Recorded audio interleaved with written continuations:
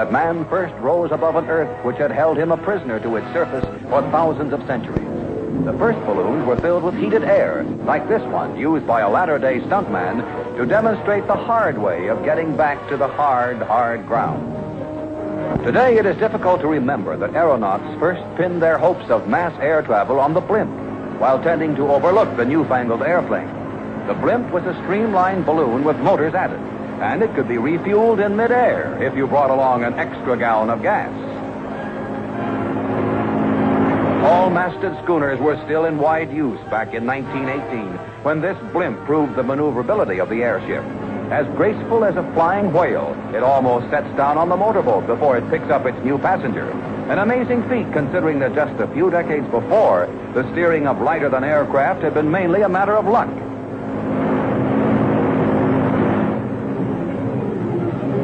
By the mid-30s, the blimp was capable of some astonishing tricks of its own. Hovering directly over the world's tallest building, this airship picks up the afternoon mail.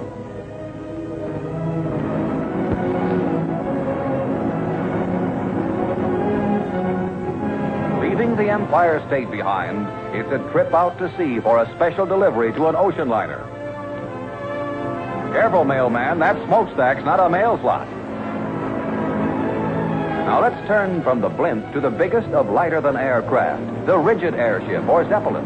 Used by Germany in World War I, some were shot down, but others got through to rain bombs on London.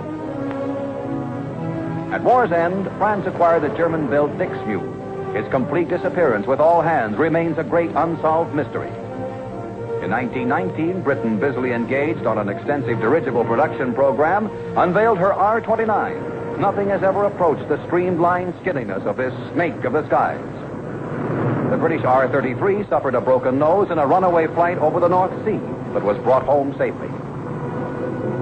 The R-38, built by England for America, broke in half on a test flight, plunging into the River Humber and killing 45 of her crew.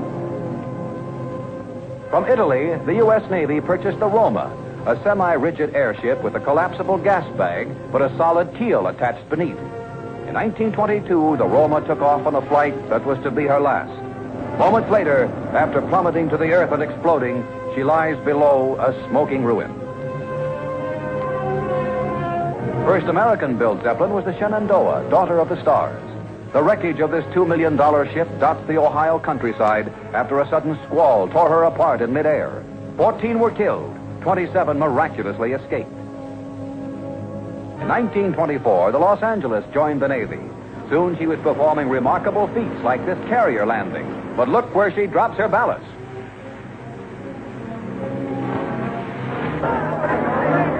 Two and a half times the size of the World War I Zeppelins, the Los Angeles settles down snugly. Now this graceful dirigible heads for her seagoing mooring mast aboard the airship tender USS Patoka. During 9 years of active service in all kinds of weather, the Los Angeles amassed a perfect safety record and set the stage for further lighter-than-air experiments. With Germany's Graf Zeppelin, the airship began to rival the ocean liner. Long trips by this sky leviathan made aerial history. In 1929, you may have been among the crowd that turned out to greet the Graf when she came overhead at Lakehurst, New Jersey on an Earth-circling flight.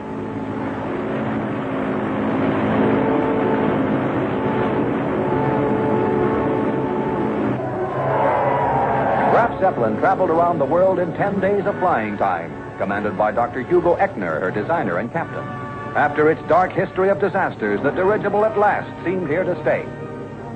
America began construction on the mammoth Akron, almost twice the size of the Graf Zeppelin, which had been the biggest airship up to then. Section by section, the cigar-shaped $4 million spider web of steel took form. Here was a ship of the skies, as huge as the great ships of the sea, dwarfing the men who worked upon her.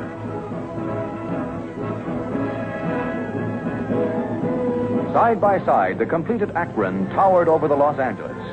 In this glistening airship, man's fondest dreams of lighter-than-air travel seemed to have come true.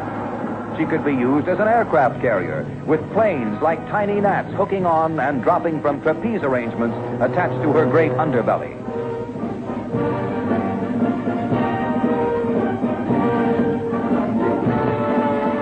But the The Akron seemed marked for disaster from the beginning.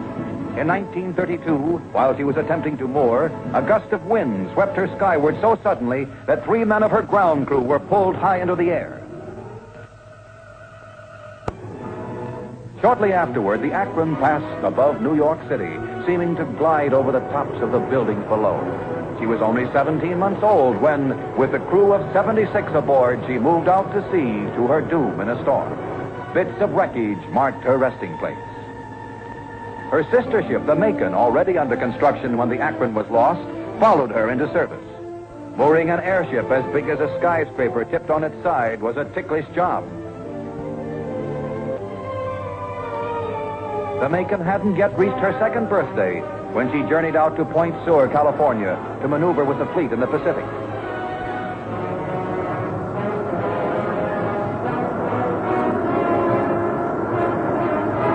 Here she settled into the sea, and of the proud Macon, soon only an oil slick remained. The luxury liner with observation decks and lounge rooms for her passengers began her second year of regular transatlantic service.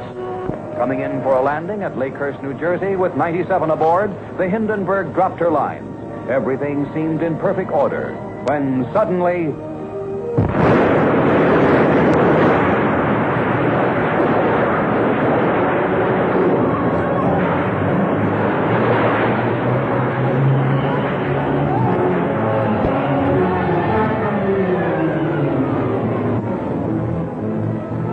the majestic queens of the sky were seen no more, floating in beauty above the earth.